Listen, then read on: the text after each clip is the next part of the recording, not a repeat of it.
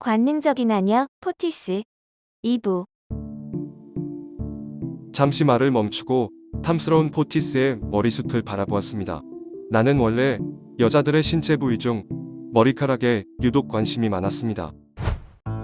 바다 거품에서 태어난 미의 여신 베누스라 할지라도 만일 풍성한 머리숱이 없었다면 어땠을까요? 우아함의 여신 그라티아 세자매가 아무리 예쁘게 치장을 해준다 해도 그의 남편 불카누스나 그의 정부 마루스에게 사랑을 받지 못했을 것입니다. 나는 용기를 내어 포티스에게 다가가서 허리 위로 손을 감았습니다. 그러자 그녀는 긴장한 목소리로 말했습니다. 여기 화덕은 무척 뜨거워요. 불똥이 튀면 화상을 입을 거예요. 얼른 뒤로 물러나세요.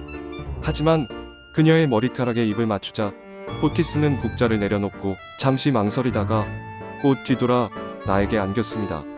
루키우스 나리, 어린애처럼 왜 이러세요? 밀로씨 부부가 나타나면 어쩌시려고요? 포티스, 난 너에게 빠져버렸어. 너와 아주 깊은 사랑을 나누고 싶어. 우리는 한참 동안 열정적인 키스를 나누었습니다. 나리, 저도 처음 본 순간부터 당신에게 사로잡혔어요. 이제 저는 당신의 노예예요. 하지만 밤이 될 때까지만 기다려주세요. 깊은 밤이 되어 모두가 잠들면 꼭 당신을 찾아갈게요.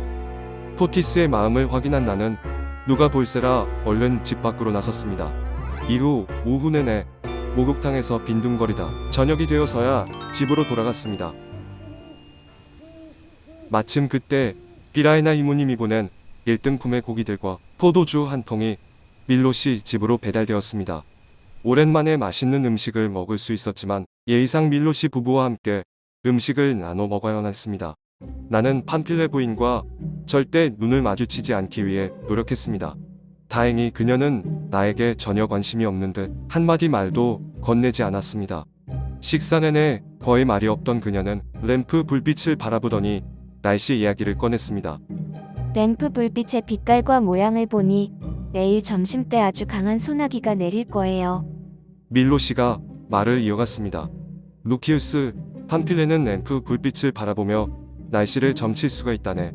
나는 그게 점술이 아니라 마법이라는 사실을 직감했습니다.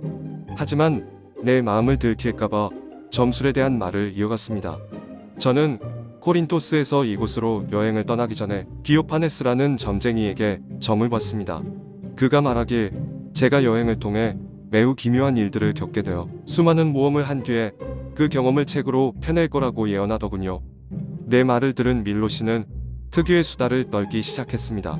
그 떠돌이 점쟁이가 히파타에도 찾아왔었다는 등 그가 여러 사람들을 현혹하다가 결국 돌팔이라는 것이 들통났다는 등 긴 이야기를 늘어놨습니다. 나는 점쟁이 이야기를 꺼내지 말았어야 했습니다. 밀로씨와 이야기가 길어질수록 포티스에 대한 욕망은 점점 간절해져 갔습니다. 나는 억지로 하품을 하며 피곤하다고 하소연을 한 뒤 몇 년같이 느껴졌던 식사 시간을 끝낼 수 있었습니다. 내 방으로 돌아가 보니 침대 앞 작은 탁자 위에는 포티스가 따로 준비한 포도주와 음식이 차려져 있었습니다. 침대에 누워 포티스가 찾아오길 기다리는 시간은 영원처럼 길게 느껴졌습니다.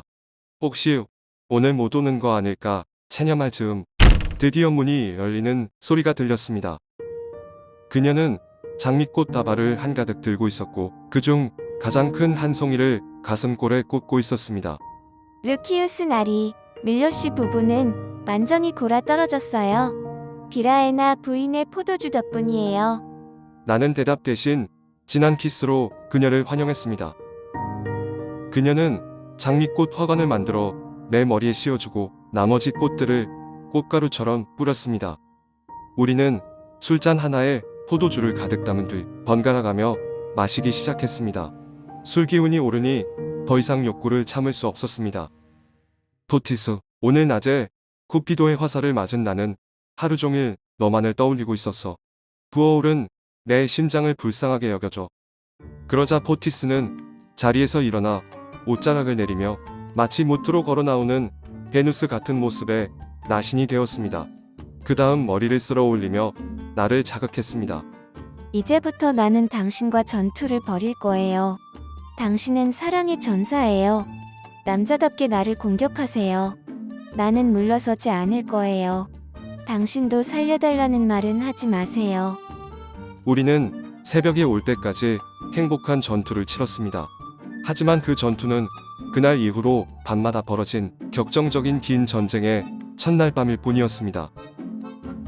나는 포티스에게 완전히 빠져들어 버렸고 팜필레의 비밀을 캐묻지 않았습니다. 자칫 말을 잘못 꺼냈다가 달콤한 순간들이 달아나 버릴까봐 두려웠습니다.